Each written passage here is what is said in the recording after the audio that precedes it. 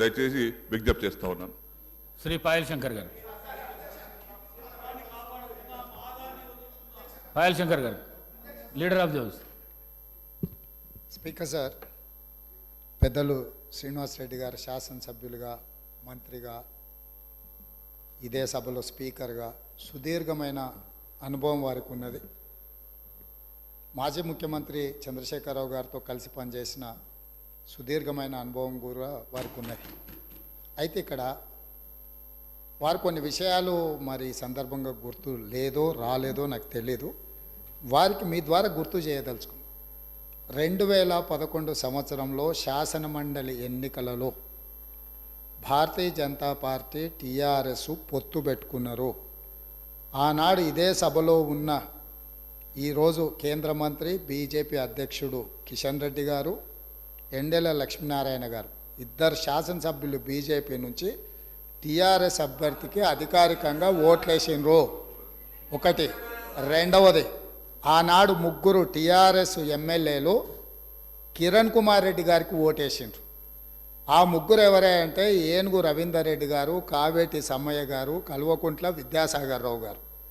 ఆ ముగ్గురు టీఆర్ఎస్ అభ్యర్థికి ఓటేయకుండా కిరణ్ కుమార్ రెడ్డి గారికి మద్దతు ఇచ్చినందుకు చంద్రశేఖరరావు గారు వారిని పార్టీ నుంచి బహిష్కరించడం జరిగింది. ఆ సందర్భంగా ఎమ్మెల్యేలు ఏం చెప్పిండ్రంటే, అయ్యా మీ అల్లుడు గారే మమ్మల్ని ఇక్కడ ఓటేయమని చెప్తే మేము పోయి అక్కడ ఓటేసినాము, ఓటేయమన్నా మీ అల్లుడినేమో ఇంట్లో పెట్టుకున్నావు, మమ్మల్ని పార్టీ నుంచి ఎట్లా బహిష్కరిస్తామని వాళ్ళు మాట్లాడడంతో తిరిగి 2014లో వారికి టికెట్లు ఇవ్వడం జరిగింది. నెంబర్ 1. నెంబర్ 2, 2014 నుంచి 2023 వరకు పార్లమెంటులో ఏ సందర్భం వచ్చినా అధికారికంగా అక్కడ రికార్డులు ఉన్నాయి.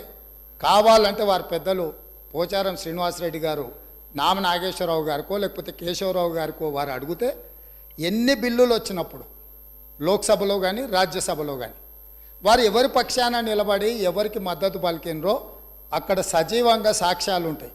3 తలాక్ కావచ్చు, 370 ఆర్టికల్ కావచ్చు, రైతు వ్యతిరేక నల్ల చట్టాలు కావచ్చు, జిఎస్టీ కావచ్చు, నోట్ల రద్దు కావచ్చు, ఇట్లా చెప్పుకుంటూ వెళ్తే కొన్ని వందల బిల్లులు లోక్సభలో రాజ్యసభలో వచ్చినప్పుడు టీఆర్ఎస్ పార్టీ స్పష్టంగా ఒక సందర్భంలో రాజ్యసభ సభ్యుడు అక్కడ బిల్లు ఉన్నదంటే ప్రత్యేకమైన విమానం వేసుకొని పోయి మోడీ గారికి అనుకూలంగా ఓటేయడం జరిగింది. Bharatiya Janata party, BRS, BJP ఒకే రకమైన ఆలోచన విధానంతో గత 10 సంవత్సరాలు ప్రభుత్వాలను కలిసి నడుపుకున్నారు. వాళ్ళిద్దరు కలిసి చర్చించుకున్నారు. ఇంతెందుకు, వాళ్ళ పార్టీ అంతర్గత విషయం ముఖ్యమంత్రి గారిని మార్చాలని ఇక్కడ చాలామంది మాజీ మంత్రులు చంద్రశేఖరరావు గారిని దించేసేయాలి, తారక రామారావు గారిని ముఖ్యమంత్రిని చేయాలని చెప్పి ఆ మంత్రివర్గంలో ఉన్న వాళ్ళే చంద్రశేఖరరావు గారి మీద అవిశ్వాసం ప్రకటించి తారక రామారావు గారిని ముఖ్యమంత్రిని చేయండి అని వాళ్ళు మాట్లాడినరు.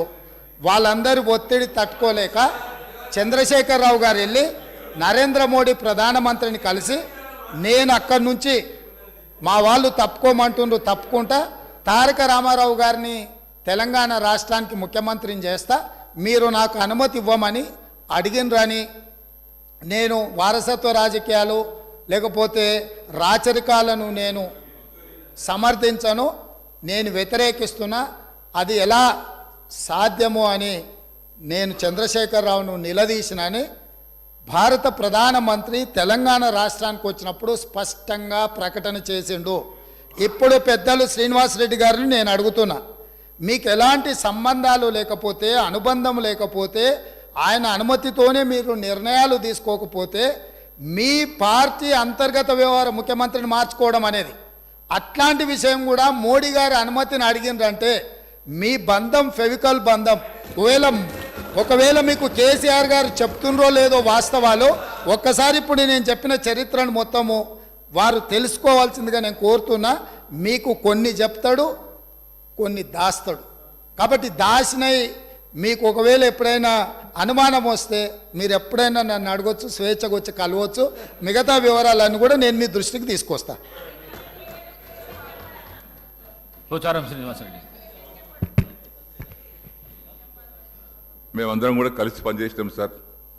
తెలుగుదేశం పార్టీలో వారు ఉన్నారు, మేమున్నాం, కష్టపడి పనిచేసినాం. వారు ఈరోజు ఒక నిమిషం వినండి. ఇదే ఓపిక ఉండాలండి. శాసనసభలో మాట్లాడే ఓపిక కాదు, ఇనే ఓపిక కూడా ఉండాలి. వారు చెప్పారు. ఒక్క నిమిషం బ్రదర్ వినండి. వారు అవకాశం ఇస్తే మాట్లాడండి.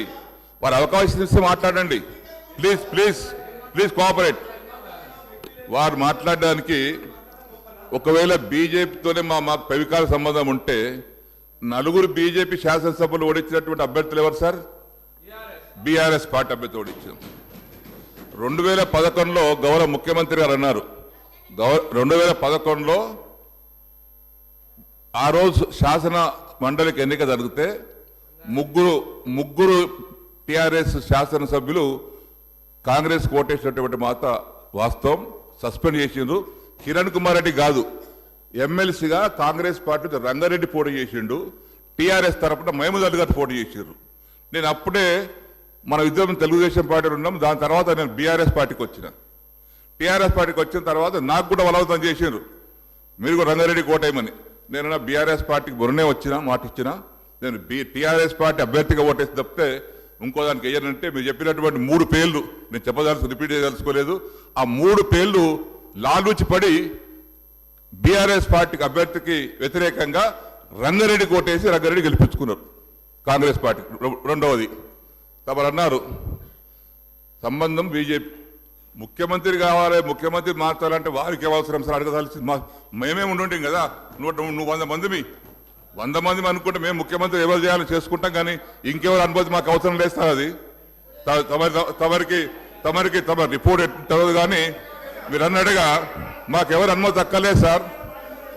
మా శాసనసభ్యులే ఉన్నారు. మా నాయకుని మార్చుకోవాల్సిన అవసరం రాదు కూడా. ఒకవేళ అటువంటి పరిస్థితి మాకు ఎవరిని అడగాల సార్? మేమే 100 మంది ఉన్నాం కదా ఇక్కడ పోయిన ప్రభుత్వంలో. దయచేసి బీజేపీతో మాకు ఎలాంటి సంబంధం లేదు. మాకున్నది ఫ్రెండ్లీ పార్టీ ఎంఐఎం పార్టీ. దయచేసి దాని పట్ల మరొకసారి తమరికి నేను విజ్ఞప్తి చేస్తా ఉన్నాను. పాయల్ శంకర్ గారు. అధ్యక్ష,